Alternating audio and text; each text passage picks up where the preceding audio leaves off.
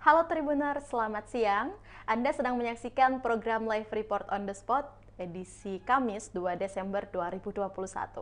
Di mana siang ini kami akan menyajikan informasi menarik dan peristiwa penting yang dilaporkan secara langsung oleh reporter Tribun Timur dari berbagai daerah. Bersama saya Kinan Aulia, inilah Live Report on the Spot selengkapnya. Berita pertama datang dari Kabupaten Luwu, di mana jalan di Desa Tabah dan Desa Seba-Seba rusak parah. Jalan utama di Kecamatan Walenreng Timur, Kabupaten Luwu, Sulawesi Selatan rusak parah. Jalan rusak tepatnya di Desa Tabah dan Desa Seba-Seba. Kerusakan jalan karena dilalui kendaraan berat. Saat ruas ini dijadikan jalur alternatif pada saat jembatan miring di perbatasan Luwu Palopo. Untuk itu kita sudah terhubung langsung dengan reporter kita yang sudah berada di lokasi, ada rekan Kali. Halo, selamat siang rekan Kali. Bisa dijelaskan penyebab terjadinya jalan rusak? Jadi di Desa Tabah dan di Desa Seba-Seba, Kecamatan Walendrang Timur, Kabupaten Luwu, Provinsi Sulawesi Selatan, saat ini kondisi jalan utama di sana hancur atau cukup memprihatinkan. Kerusakan jalan utama di dua desa tersebut disebabkan oleh kendaraan ataupun kendaraan truk yang melintas di desa tersebut beberapa waktu lalu, di mana truk melintas di desa tersebut lantaran jalan di jembatan miring atau di perbatasan Luwu dan Kota Palopo beberapa waktu lalu diperbaiki sehingga jalan dialihkan ke Desa Tabah dan Desa Seba-Seba, di mana khusus Desa Tabah dan Desa Seba-Seba diperuntukkan bagi kendaraan berat. Namun setelah saat ini jembatan miring dibuka kembali, jalan tersebut sudah tidak dilalui lagi. Namun kondisi yang ditinggalkan cukup memprihatinkan, di mana kondisi jalan sepanjang 5 km mengalami kerusakan parah, di mana sebelum dilintasi kendaraan berat, jalan ini cukup bagus. Itu Kinan. Bagaimana kondisi warga sekitar dan reaksi warga dengan keadaan jalanan rusak yang kini terjadi? Masyarakat sendiri akan bersama dengan pemerintah desa setempat memprotes terkait dengan kondisi jalan yang ada di desa mereka. Mereka meminta pertanggungjawaban dari pemerintah setempat, baik kabupaten maupun provinsi yang telah mengalihkan kendaraan ke desa mereka saat jembatan miring rusak.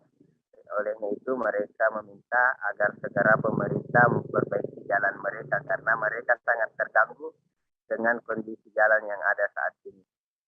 Itu Kinan. Kedepannya dengan kondisi jalan yang rusak yang ada di Kabupaten Luwu. Pemerintah sendiri melalui Pemkab Luwu atau Dinas PUPR menegaskan akan memperbaiki jalan ini. Namun ia mengatakan bahwa jalan ini tidak mungkin diperbaiki dalam waktu yang dekat. Namun pemerintah berjanji akan mengakomodir perbaikan jalan ini pada APBD 2022 mendatang. Mereka berjanji akan memperbaiki jalan atau mengaspal ulang jalan yang rusak, termasuk memperbaiki jembatan yang ada di dusun Pongraka, Desa Tabah yang ambruk ketika dilalui truk saat menjadi jalur alternatif. Demikian Kinan. Terima kasih rekan Kalik atas laporan Anda langsung dari Kabupaten Luwu dan selamat bertugas kembali. Itu tadi informasi mengenai jalanan rusak di Kabupaten Luwu dan kita akan beralih ke informasi selanjutnya. Jangan kemana-mana seusai jeda berikut.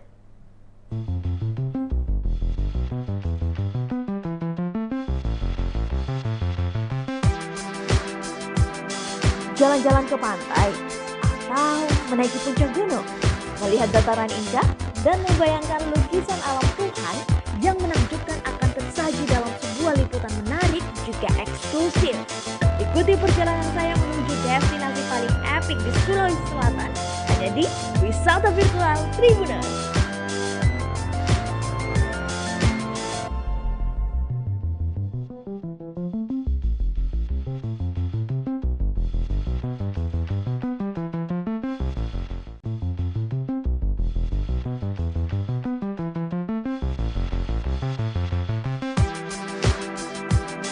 Jalan-jalan ke pantai, atau menaiki puncak gunung, melihat dataran indah, dan membayangkan lukisan alam Tuhan yang menakjubkan akan tersaji dalam sebuah liputan menarik juga eksklusif.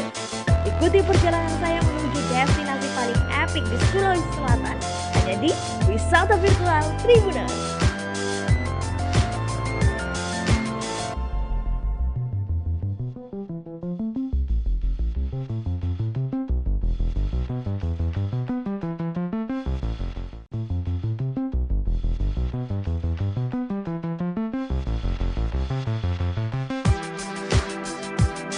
Jalan-jalan ke pantai, atau menaiki puncak gunung, melihat dataran indah, dan membayangkan lukisan alam Tuhan yang menakjubkan akan tersaji dalam sebuah liputan menarik juga eksklusif. Ikuti perjalanan saya menuju destinasi paling epik di Sulawesi Selatan, hanya di Wisata Virtual Tribuners.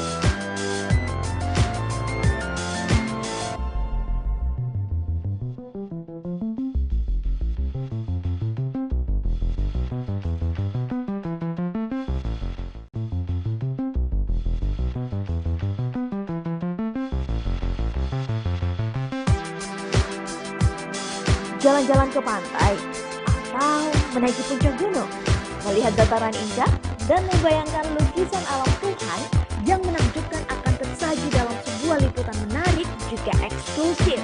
Ikuti perjalanan saya menuju destinasi paling epik di Sulawesi Selatan, hanya di Wisata Virtual Tribuners.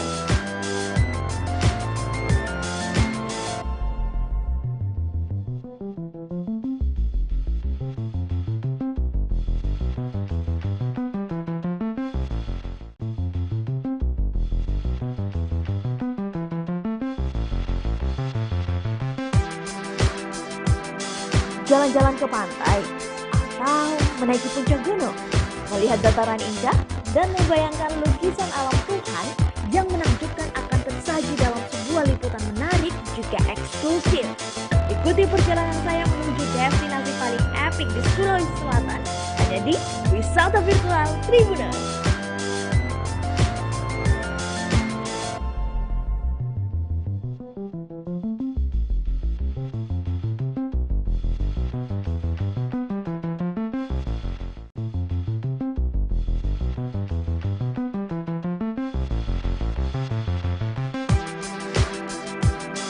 Jalan-jalan ke pantai, atau menaiki puncak gunung, melihat dataran indah, dan membayangkan lukisan alam Tuhan yang menakjubkan akan tersaji dalam sebuah liputan menarik juga eksklusif. Ikuti perjalanan saya menuju destinasi paling epik di Sulawesi Selatan, hanya di Wisata Virtual Tribuners.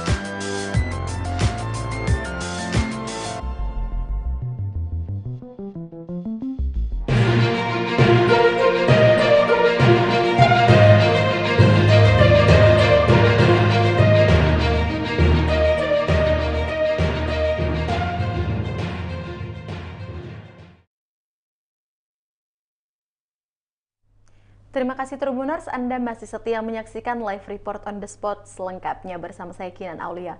Informasi selanjutnya datang dari Kabupaten Bulukumba, di mana tak cukup 2 alat bukti di Polda Sulsel tersangka di Polsek Kajang. Ratusan warga Positana, Kecamatan Kajang, Kabupaten Bulukumba, Sulawesi Selatan, seruduk kantor Kejaksaan Negeri Bulukumba, Cabang Kajang, di Kelurahan Tanah Jaya, Kamis 2 Desember 2021. Aksi ini merupakan wujud pembelaan warga terhadap Kades Posisi Tanah Baharudin. Pasalnya Baharudin ditetapkan sebagai tersangka oleh Polsek Kajang. Sementara di sisi lain, hasil gelar perkara di Polda Sulsel menyebut kasus ini tak mencukupi 2 alat bukti. Untuk informasi lebih lengkapnya, kita sudah terhubung dengan reporter kita yang sudah berada di lokasi, ada rekan Firky Arisandi. Halo, selamat siang rekan Firky. Ya, selamat siang Kinan dan Tribuners. Baik, bagaimana kronologi kasus tersebut, rekan Firki? Ya baik, Kinan dapat kami laporkan bahwa saat ini kami sedang berada di Kecamatan Kajang. Di belakang saya ini adalah kantor cabang Bulukumba. Kejadian sekitar Juni 2021 lalu, yang mana kepala desa Posik Tanah di Kecamatan Kajang diduga telah melakukan pengancaman terhadap salah seorang warga, Kinan, dan kasus itu sudah berproses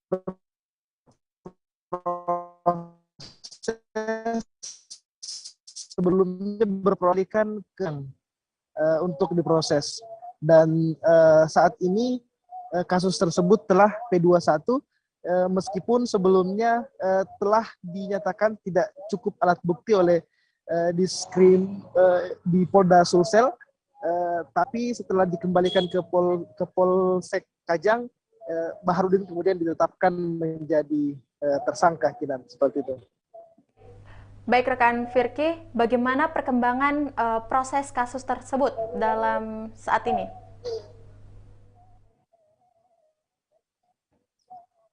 Ya, baik. Jadi mulai sejak pagi tadi, Kinan, Baharudin telah berada di kantor Kejaksaan Negeri Bulukumba cabang Kajang untuk diproses karena statusnya telah ditingkatkan menjadi tersangka oleh penyidik Polsek Kajang, seperti itu. Rekan Firki selanjutnya akan ditahan setelah ditetapkan menjadi tersangka. Rekan Firki.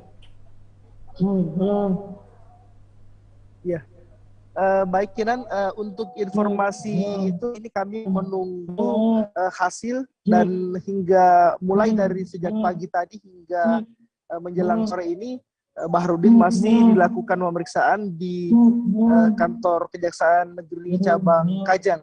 Dan di lokasi saat ini juga setelah ada 2 massa aksi, ada massa dari tim pembela kepala desa dan juga ada tim pembela pelapor. Nanti kita lihat di saya tadi ada lewat mobil polisi, jadi polisi kembali menambah personel untuk melakukan penjagaan di sekitar lokasi. Kami juga telah merangkum wawancara dengan penyidik tadi, penyidik kasus ini, dalam hal ini Kanit Reskrim Polsek Kajang, Kinan. Kita lakukan penyelidikan kurang lebih dari 1 bulan. Ini kan perkara dari Polres, Pak, ya, perkara dari Polres di Kajang. Nah, setelah kita lakukan penyelidikan dan telah lakukan gelar perkara di Polres sebanyak 2 kali sampai dinaikkan jadi tersangka.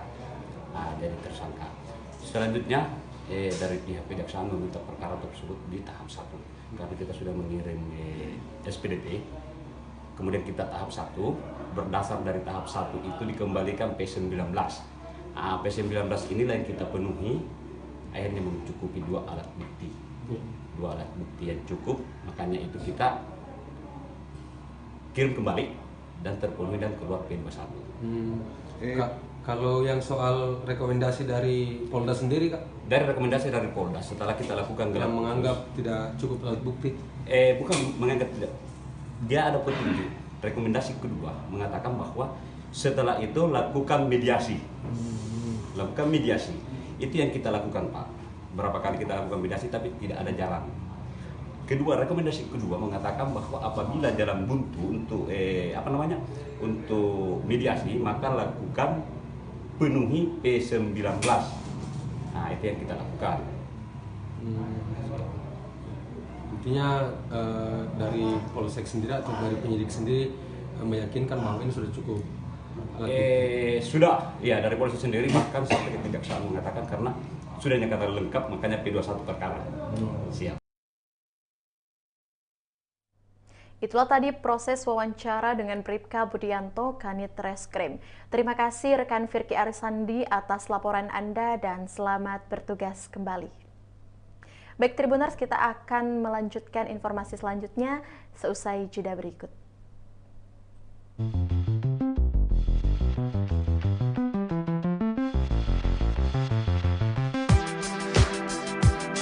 jalan-jalan ke pantai, atau menaiki puncak gunung, melihat dataran indah, dan membayangkan lukisan alam Tuhan yang menakjubkan akan tersaji dalam sebuah liputan menarik juga eksklusif. Ikuti perjalanan saya menuju destinasi paling epik di Sulawesi Selatan, hanya di Wisata Virtual Tribuners.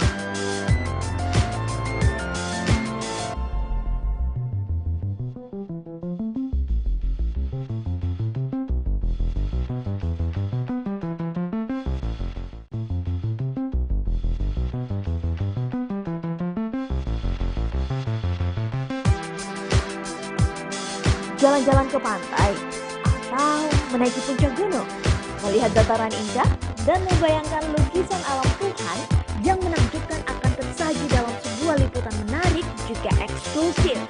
Ikuti perjalanan saya menuju destinasi paling epik di Sulawesi Selatan, hanya di Wisata Virtual Tribuners.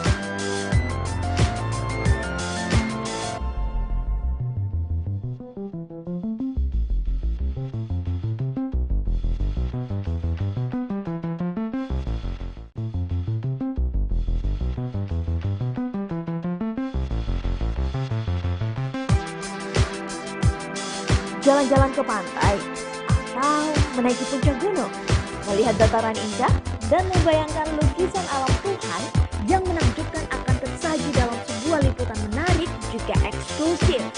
Ikuti perjalanan saya menuju destinasi paling epik di Sulawesi Selatan, hanya di Wisata Virtual Tribuners.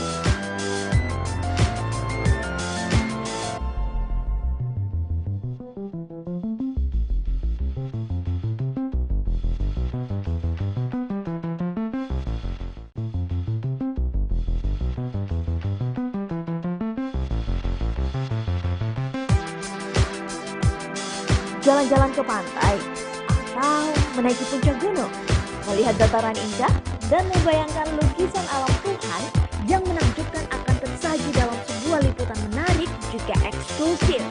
Ikuti perjalanan saya menuju destinasi paling epik di Sulawesi Selatan, hanya di Wisata Virtual Tribuners.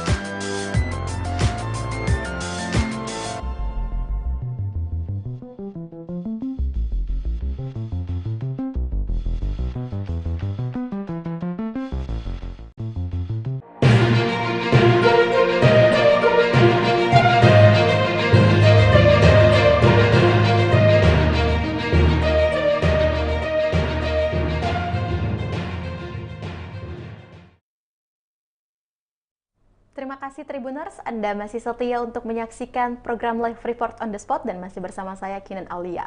Informasi selanjutnya datang dari Jeneponto, di mana aksi demonstrasi aliansi aktivis dan masyarakat Jeneponto minta Kasat Pol PP dicopot. Aksi demonstrasi dilakukan oleh aliansi aktivis dan masyarakat Jeneponto berlangsung di depan kantor Bupati Jeneponto, serta para pengunjuk rasa meminta Kasat Pol PP Jeneponto dicopot dari jabatannya karena memiliki sifat arogan kepada masyarakat.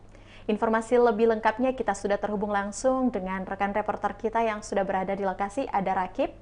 Halo, selamat siang rekan Rakib. Baik, bisa dijelaskan kenapa Kasat Pol PP Jeneponto bisa sampai di demo, rekan Rakib? Ya,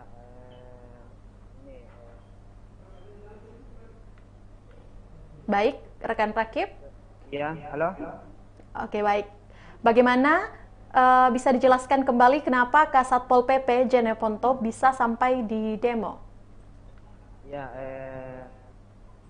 ratusan aliansi aktif dan masyarakat Jeneponto ini melakukan aksi demonstrasi di depan kantor Bupati Jeneponto menuntut Bupati agar segera mencopot Oknum Kasat Pol PP di Jeneponto. Nah, karena dinilai memiliki sifat arogansi kepada masyarakat. Nah, di mana sifatnya ini dipertontonkan pada saat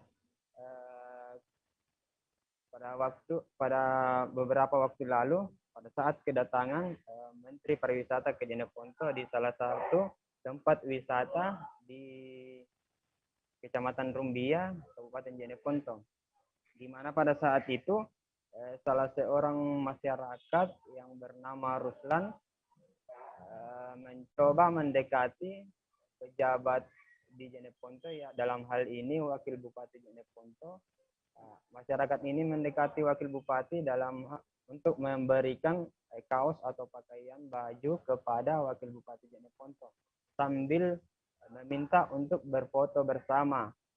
Setelah melakukan foto bersama, masyarakat ini merangkul Wakil Bupati Jeneponto. Pada saat rangkulan itu tersebut sementara berlangsung, tiba-tiba datang oknum Kasatpol PP Kabupaten Jeneponto menarik dengan keras tangan masyarakat tersebut dan melihat secara sinis kepada masyarakat yang bernama Ruslan. Dalam hal ini masyarakat tersebut tidak menerima, sehingga dia menilai bahwa sifat Kasatpol PP ini dinilai arogansi kepada masyarakat karena membatasi komunikasi masyarakat dengan pemerintah daerah. Seperti itu, Kinan.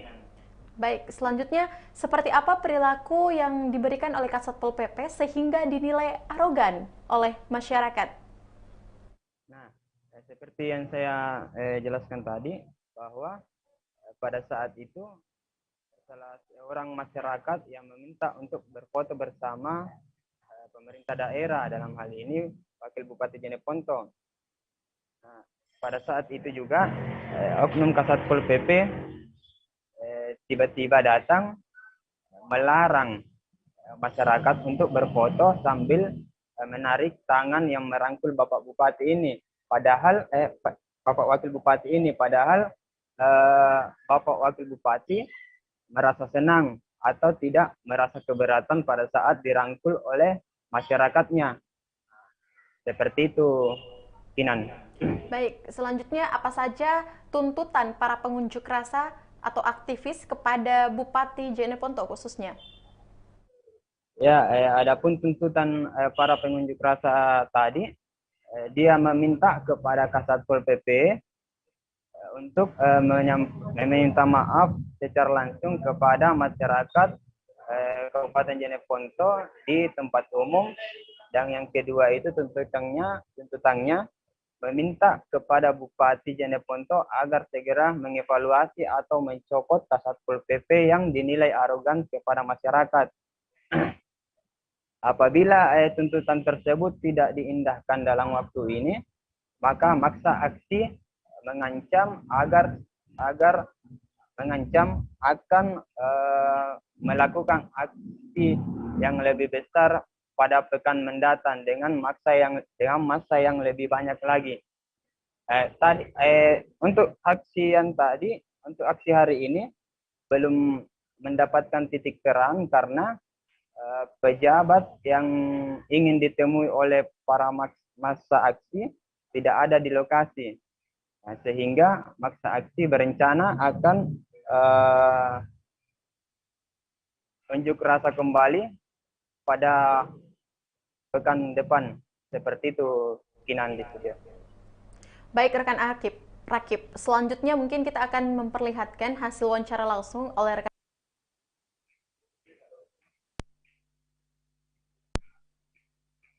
Berikut kutipannya. Jadi aksi ini adalah merupakan aksi solidaritas kawan-kawan anak jelata, kawan-kawan pergerakan dan masyarakat di Jeneponto untuk kemudian menggugat Kasatpol PP di hadapan bupati terkait dengan tindakan impulsif Kasatpol PP yang ditengarai bahwa itu adalah merupakan pelanggaran daripada etika dan SOP daripada Satpol PP itu sendiri. Apa saja tuntutannya ini, Pak? Tuntutannya adalah kemudian harus mencopot Kasatpol PP karena dianggap bahwa telah melanggar beberapa peraturan perundang-undangan, diantaranya tentang Undang-Undang 23 tentang pemerintahan daerah, peraturan pemerintah nomor 16 tahun 2018 tentang Satpol PP, dan kemudian Permendagri nomor 54 tahun 2011 tentang standar operasional prosedur Satpol PP dalam melakukan pengawalan, operasi dan pengamanan di tingkat daerah. Nah, jika Upayanya adalah kita tetap untuk kemudian menyemangati daripada pergerakan, karena bagi kami saya kira bahwa tindakan impulsif ini harus kita lawan bersama dan tidak boleh dibiarkan di daerah. Karena kenapa? Tindakan-tindakan impulsif ini pada akhirnya merugikan daerah dan merugikan rakyat, melibatkan daripada masyarakat Jeneponto, kemudian beberapa kalangan dari kelompok pemuda pergerakan yang ada di daerah.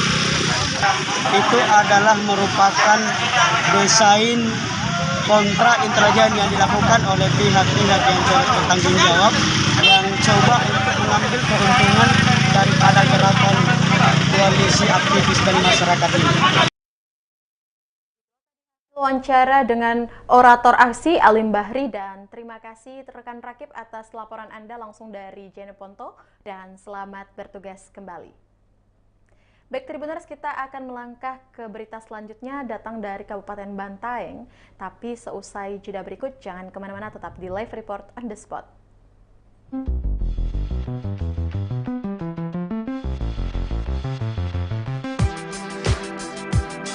Jalan-jalan ke pantai atau menaiki puncak gunung, melihat dataran indah dan membayangkan lukisan alam Tuhan yang menakjubkan akan tersaji dalam sebuah liputan menarik juga eksklusif. Ikuti perjalanan saya menuju destinasi paling epik di Sulawesi Selatan, hanya di Wisata Virtual Tribuners.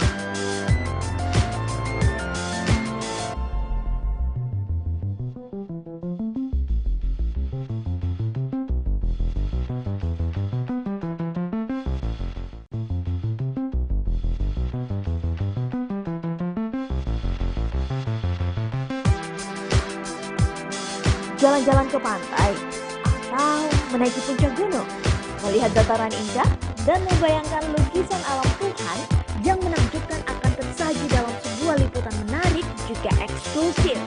Ikuti perjalanan saya menuju destinasi paling epik di Sulawesi Selatan, hanya di Wisata Virtual Tribuners.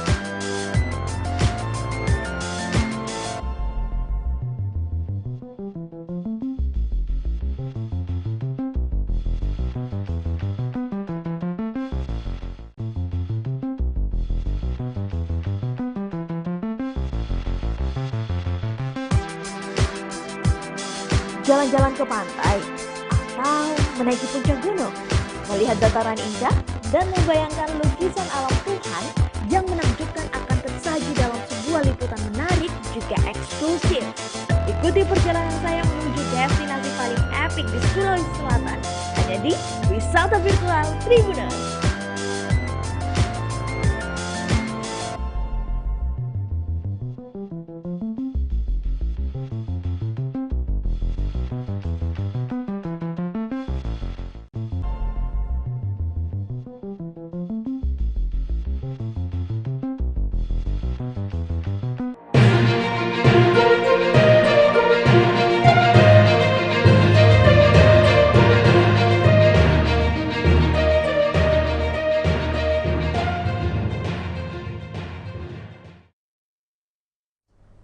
Terima kasih Tribuners, Anda masih setia untuk selalu menyaksikan Live Report on the Spot, dan masih bersama saya dari Kabupaten Bantaeng, di mana akses jalan di Desa Batu Karaeng Bantaeng diblokade warga, diduga persoalan pilkades. Salah satu jalan di Dusun Batu Karaeng, Desa Batu Karaeng, Kecamatan Pajukukang, Kabupaten Bantaeng diblokade oleh warga. Penutupan jalan diduga akibat persoalan pemilihan kepala desa Batu Karaeng. Di lokasi tampak ruas jalan ditimbuni tanah dan dibentangkan beberapa kawat besi. Kendaraan tidak bisa melintas dan hanya dilalui oleh pejalan kaki. Itu pun pejalan kaki bisa melintas tetapi harus dilewati samping ruas jalan. Untuk informasi lebih lengkapnya, kita sudah terhubung langsung dengan reporter kami yang sudah berada di lokasi, ada Ahmad Nasution. Halo, selamat siang rekan Ahmad. Ya, selamat siang, Kinan. Baik, kapan jalan tersebut ditutup, rekan Ahmad? Ya, untuk saat ini saya akan melaporkan terkait penutupan akses jalan di Desa Batu Karaeng yang diduga persoalan pemilihan kepala desa. Jadi penutupan jalan ini ditutup pada 28 Oktober 2021 lalu, yang dimana sehari setelah pemungutan dan penghitungan suara pada pemilihan kepala desa di Desa Batu Karaeng, Kecamatan Pajubugang, Kabupaten Bantaeng. Ya, Gina. Baik, selanjutnya siapa sebenarnya yang menutup jalan tersebut sehingga menjadi salah satu jalan yang diblokade oleh warga? Ya, jadi salah satu warga yang menutup atau pihak-pihak yang menutup akses jalan tersebut ya disebutkan namanya adalah Gasi, yang dimana Gasi ini merupakan salah satu pendukung dari salah satu calon yang bernama di mana pada calon tersebut nomor urut 2 karena tidak terima atas kekalahan dari calon yang ia dukung, si Gasi ini langsung menutup akses jalan sehari setelah pemilihan kepala desa berlangsung.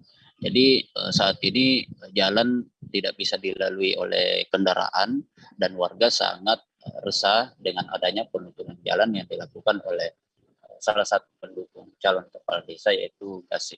Ya, Kinan. Baik, apa dampak terhadap warga memblokade jalan dengan ditutupnya jalan tersebut sampai saat ini, rekan Ahmad? Ya, salah satu warga yang terdampak yaitu Mukhlis mengatakan bahwa usahanya saat ini ia mempunyai usaha hiburan elektron, namun saat ini harus terhenti karena jalan tersebut adalah satu-satunya akses yang bisa dilalui. Namun saat ini karena adanya penutupan jalan sehingga jalan tersebut tidak bisa dilalui oleh kendaraan. Dampaknya usaha dari si Mukhlis ini tidak bisa berjalan karena usaha yang ia geluti saat ini harus menggunakan sebuah kendaraan, namun sementara saat ini akses jalan tidak bisa dilalui oleh kendaraan. Kemudian warga lainnya juga yang ingin beraktivitas di sawah itu tidak bisa melalui jalan tersebut dengan menggunakan kendaraan karena jalan tersebut nampak di lokasi memang tidak bisa dilalui oleh kendaraan karena ada timbunan tanah yang menutupi seluruh ruas jalan dan terbentang ada kawat besi yang dipasang di lokasi sehingga para warga hanya bisa berjalan kaki, itu pun harus melewati samping ruas jalan untuk bisa ke sawah mereka. Ya, Bina. Baik rekan Ahmad, baik Tribuners, kami juga telah menghimpun hasil wawancara oleh reporter kami dengan salah satu warga desa yang ada di Kabupaten Bantaeng. Atas nama Mukhlis, berikut kutipannya. Berapa itu? Intinya 3 hari setelah pemilihan. Satu hari. Satu hari. Kan besoknya begitu diambil ke petinya langsung juga ditutup ini karena tidak terima kekalahan tuh. Iya. Ini yang tutup ini siapa ini? Yang tutup ini di atas nama Gasi. Atas nama Gasi. Gasi itu siapa? Yang punya tanah katanya. Oh, salah satu pendukung calon kepala desa. Ya, yang dikalah. Oh, yang dikalah itu ya. Oh, terganggu dia, Pak. Siksa juga karena ada usaha saya elektron. Oh. Iya. Baru yang ke sawah juga setengah mati kosong. Terpaksa motor disimpan di sini. Iya, di sini. Yang jalan ini memang yang punya tanah itu yang menutup ini jalan. Iya, yang menutup.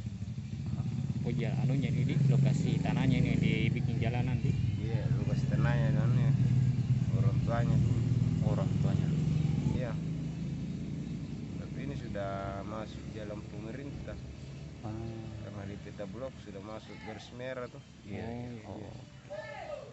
Ini jalannya sudah berapa lama ini yang digunakan sampai sekarang ditutup?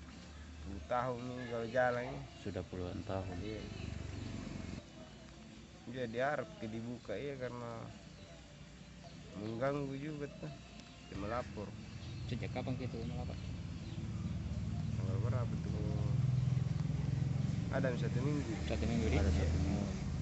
Tapi sudah mendiam tuh mau diproses. Iya. Berarti sambil nunggu perkembangan lagi, Dik? Iya. 1 minggu itu waktu. Oh iya. Siapa nama tareng? Mulis. Itulah tadi hasil wawancara Ahmad Nasution dengan salah satu warga desa Bantaeng, Muhlis. Baik, terima kasih rekan Ahmad Nasution atas laporan Anda langsung dari Bantaeng dan selamat menjalankan tugas kembali. Baik Tribuners, informasi tadi juga menutup perjumpaan kita pada hari ini dan jangan lupa untuk terus menyaksikan live report on the spot hanya di kanal YouTube dan Facebook Tribun Timur setiap pukul 14.00. Dan saya juga mengingatkan kepada semua Tribuners untuk selalu menjaga kesehatan dan jangan lupa untuk melakukan vaksinasi. Saya Kinan Aulia mewakili kru yang bekerja pamit. Selamat sore dan sampai jumpa.